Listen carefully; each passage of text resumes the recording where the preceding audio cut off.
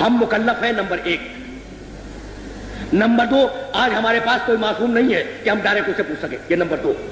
Number 3, لیکن وہ رسول بندوبست کر کے گیا ہے, خدا کی کتاب دے کے گیا, اپنی سنت دے کے گیا, اور اپنے ساتھ 13 معصوموں کی سنت دے کے گیا. نمبر 4, اب اگر ہم اس کتاب کو براہ راست سمجھ سکتے ہیں, اس کی سنت کو براہ راست سمجھ سکتے ہیں, معصومین کی سنت کو براہ راست سمجھ سکتے ہیں, تو ہم بینی و بین اللہ اسے سمجھے اور جو حکم اس میں سے نکالے وہی ہمارے حق میں اللہ کا حکم ہوگا. تو اب وہ لوگ جو واقعاً حدیث سمجھتے ہیں, سنت سمجھتے ہیں, کتاب خدا کو سمجھتے ہیں, قرآن کی ساری تفسیروں سے آگاہ ہیں, طریقہ استنباط سے واقف ہیں, ان کا فریضہ شرعی ہے کہ وہ اس عہد میں جب معصوم سامنے موجود نہیں ہے کہ ڈائریکٹ اس میں سے نکالے اور نکالنے کے بعد اس پہ عمل کرے. تو مجتہد تو چھوٹ گیا کہ اسے کتاب دیکھی, سنت دیکھی, اور دیکھنے کے بعد رزلٹ نکالا, اور رزلٹ نکالنے کے بعد اس نے عمل کر لیا. آپ کیا کریں اور میں کیا کروں مثلا؟ بھائی اب پبلک کیا کرے, ہے نا؟ تو اب پبلک کو پھر واپس چلنا پڑے گا ان معصوموں کی بارگاہ میں کہ ان سے انڈیکیشن ملے اور ان سے ڈائریکشن ملے. تو میں یہ کر رہا تھا کہ بھائی 4 ہیں نواب ارواج کہلاتے ہیں, 4. ان 4 کے آخری ہے علی ابن محمد سیمری, سن 329 ہجری میں ان کا انتقال ہوا. انہوں نے خط لکھا امام کے نام, خط کا جواب آیا, وہ ٹیکسٹ, وہ جواب آج تک بہار الانوار میں, کافی میں اور دوسری جگہوں پہ موجود ہے.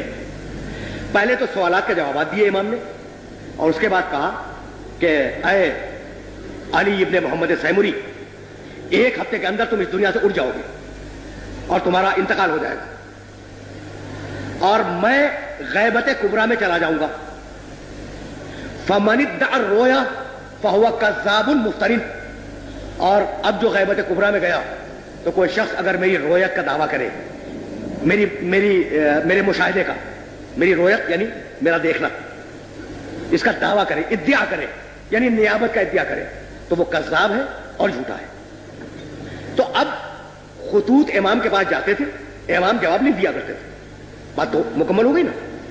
اب میں جا رہا ہوں, یہ خطوط والا کانٹیکٹ ختم ہو گیا. تو وہ عمل حوادث الواقعہ فرجع الی روات احادیثنا, دیکھو قیامت تک آنے والے جتنے بھی مسائل ہیں ان میں ہمارے راویان حدیث کی طرف رجوع کرنا, جو لوگ ہماری حدیثوں کی روایت کرتے ہیں ان کی طرف رجوع کرنا. یہ نہیں کہا کہ اپنی عقل سے مسئلے حل کر لینا, عقلی گدے لڑاتے رہنا اور جو الٹا سیدھا سمجھ میں آ جائے اس پہ عمل کر دینا. نہیں, ہم حدیثیں دے کے جا رہے ہیں, ہم اپنے اقوال دے کے جا رہے ہیں, ہم قرآن مجید کی تشریح دے کے جا رہے ہیں. تو قیامت عمل حوادث الواقعہ, قیامت تک آنے والے جتنے بھی تمہارے مسائل ہیں تمہارے, ان سب میں کس کی طرف رجوع کرو؟ ہماری حدیثوں کی روایت کرنے والوں کی طرف رجوع کرو. تو یہ جو ہمارے یہاں ایک کیٹیگری بنی ہے جنہیں ہم مجتہدین کہتے ہیں, یہ در حقیقت معصومین کی حدیثوں کے راوی ہیں.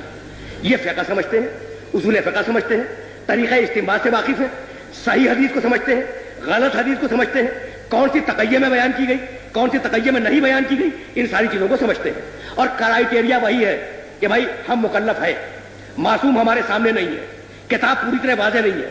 تو اب جو بھی رسول ہمیں دے کے گیا ہے اس سے جو ہم استنباط کریں گے اور جو ہم اخذ کریں گے, اس اخذ و استنباط کو ہم اپنے لیے حجت قرار دیں گے. تو ان کے لیے تو حجت ہو گیا. لیکن 12ویں نے غیبت کبریٰ میں جاتے جاتے پوری انسانیت کو اور اپنے پورے چاہنے والوں کو یہ حکم دیا کہ تم اگر کسی مسئلے میں پھنس جاؤ اور تمہاری اگر کوئی پرابلم ہو تو تم ہماری حدیث کے راویوں کی طرف رجوع کرو. اب اس راوی حدیث کو آپ چاہے مفتی کہہ لیں, چاہے مرجع کہہ لیں, چاہے مجتہد کہہ لیں, چاہے کچھ اور کہہ لیں, حکم امام یہ ہے کہ اگر تم کسی مسئلے میں پھنس جاؤ اور اٹک جاؤ اور تمہیں اس مسئلے کا حل نہ معلوم ہو تو اس کی طرف رجوع کرو. اور یہی حکم قرآن تھا کہ فاسألوا اہل الذکر ان کنتم لا تعلمون, اگر تم جاہل ہو تو اہل الذکر سے سوال کرو. اب میں آپ کو ایک عربی زبان, ایک ہے لفظ طہر, قرآن میں استعمال ہوا ہے. اچھا, طہر کے عجیب معنی ہے. طہر کے معنی عورت کی زندگی میں مہینے کے اندر وہ پیریڈ جس میں عورت نجس ہوتی ہے, اسے کہتے ہیں عربی زبان میں طہر. اور مزے کی بات یہ ہے کہ اسی عربی زبان میں طہر کے معنی ہے عورت کا اس نجاست سے پاک ہو جانا. تو نہیں ایک ہی لفظ میں نجس ہو جانا بھی مطلب ہے اور ایک ہی لفظ میں پاک ہو جانا بھی مطلب ہے. اب قرآن نے کہا, بھائی بڑی مجبوری ہے کہ میں اس کو واضح کرنے پہ مجبور. قرآن نے کہا کہ دیکھو عورتوں کے قریب مت جاؤ جب تک کہ وہ طہر میں نہ آ جائے. اب بتائیے کیا مطلب نکالیں گے آپ؟ اچھا قرآن ہے اور تھوڑی دیر کے لیے آپ فرض کریں کہ حدیث ایک بھی نہیں ملتی اس کے اوپر. یہ مفہوم بات کر رہا ہوں تاکہ بات واضح ہو جائے. حدیث ایک بھی نہیں ملتی اور آیت رکھی ہوئی ہے کہ عورتوں کے قریب مت جانا حتی یطہرن, جب تک کہ وہ طہر میں نہ آ جائے. اچھا تو اب رزلٹ کیا نکلا؟ ایک تو لفظ قریب آ گیا, ایک قریب جانا پاس بیٹھ جانا, دوسرا قریب وہ جانا جو نکاح کا منشا ہے. تو قریب جانے کے معنی کیا لیں گے آپ؟ پہلا سوال یہ ہو گیا. دوسرا سوال یہ ہو گیا کہ طہر کے معنی کیا لیں گے؟ کہ نجاست ڈسکنٹینیو ہو جائے یہ معنی لیں گے, یا وہ باقاعدہ غسل کر کے طاہر ہو جائے یہ معنی لیں گے. تو ایک چھوٹی سی آیت کے 4 معنی نکل آئے.